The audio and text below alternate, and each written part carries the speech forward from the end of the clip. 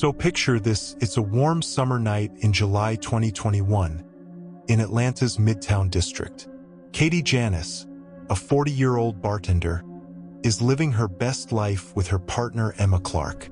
They've been together for 7 years, have a bunch of dogs, and both work in the restaurant scene in Midtown.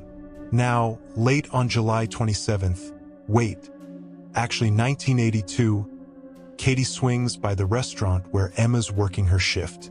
She's got their 3-year-old dog Bowie with her, and she tells Emma, "Hey, I'm gonna take Bowie for a quick walk in Piedmont Park. I'll time it so we finish right when you get off, and we can walk home together." Sounds like a normal night, right? Wrong. When Emma clocks out, Katie's nowhere to be found. She tries calling, texting, nothing. So Emma does what any worried partner would do. She tracks Katie's phone. It's showing she's near one of the park entrances, but here's the creepy part. She's not moving. Emma rushes to the park, and what she finds there, I can't even imagine. Her partner of 7 years is dead, stabbed over 50 times. And about 100 yards away, their dog Bowie also stabbed to death. But here's where it gets even more disturbing. The killer didn't just murder Katie. They carved the word "fat" into her torso.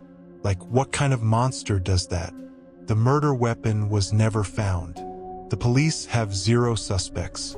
They can't even figure out if this was random or if Katie was specifically targeted.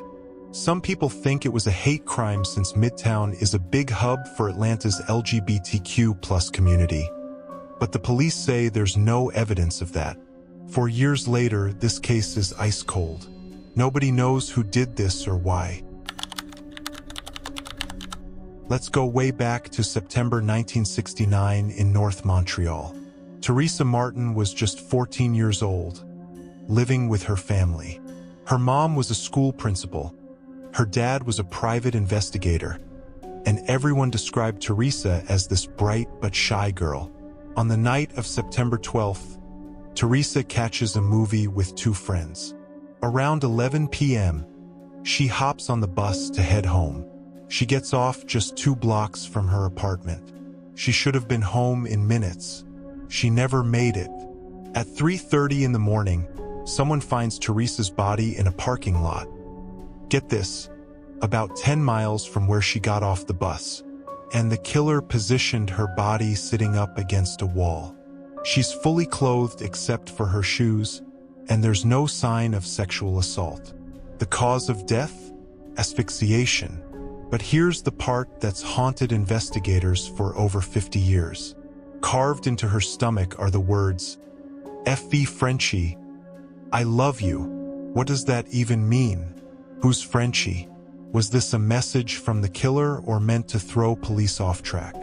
Theresa's sister later remembered how their dad went to the morgue to identify the body. He called home and lied, said it wasn't her, because he wanted to break the news to his wife in person. But as soon as he walked through the door, they knew. 8 months later, in May 1970, police interviewed this teenage girl named Joanne. She didn't know Theresa, but she'd heard rumors. Joanne hung out with guys from a motorcycle club called the United Motorcyclists of Quebec, the MUQ. She said these bikers were bullies, and she'd heard whispers that one of them killed Theresa. Oh, and she mentioned they liked to write on skin. Did the police follow up on this? We don't know. 56 years later, we still don't know what Frenchie, "I love you" means. And Theresa's case remains unsolved. Summer of 1972 in Bloomington, Indiana. 25-year-old Vicky Lynn Harold is a single mom working at the men's wear department at Kmart. She shares an apartment with another single mother, both of them trying to make it work and raise their kids. On the evening of August 12th, Vicky works her shift like any other night. She never comes home. Her roommate calls the police.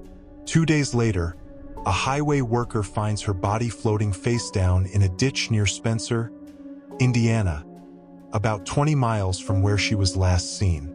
She'd been sexually assaulted and strangled to death with a rope. And carved into her skin, right between her chest and abdomen, are two letters, K and N. The police have no clue what it means. They piece together that Vicky was last seen around 9:50 p.m. getting into her car in the Kmart parking lot. Her car turns up the same day they find her body, parked at College Mall, just half a mile from the Kmart. Detectives think Vicky knew her killer. Maybe she felt safe letting him into her car, or maybe he convinced her to ditch her car and get into his vehicle. Either way, he killed her somewhere unknown and dumped her body in that creek. Oh, and here's a weird detail. About a week before the murder, someone smashed her back windshield while her car was parked behind a bar. Connected? Nobody knows. But wait, there's more to this story. A month after Vicky's murder, on September 15, 1972, another young woman disappears. 19-year-old Pamela Millam is at a sorority event at Indiana State University in Terre Haute, about 60 miles from Bloomington. She leaves around 8:30 p.m. and never makes it home. The next day, her dad finds her car at the university, but in a different parking lot from where she'd parked it. Pamela's body is stuffed in the trunk. She's fully dressed, no sexual assault, but she's been bound, gagged, and strangled with a clothesline. Everyone starts connecting the dots. Two young white women, both strangled within a month of each other, both in college towns about 60 miles apart. Both last seen heading to their cars in the evening. Both cars found abandoned nearby. The police never officially linked them, though. Then in 2019, boom, genetic genealogy cracks Pamela's case wide open. The killer was a guy named Vicky Lynn Harold. He was 23 at the time and, get this, a weightlifter and karate expert with a seriously disturbing criminal record. In June 1973, Hand picked up a hitchhiking couple, Jeffrey and Carol Thomas. Long story short, he kept Carol hostage, shot Jeffrey in the face, stabbed him 8 times, and slashed his throat. Carol escaped and Hand was arrested. He was found not guilty by reason of insanity.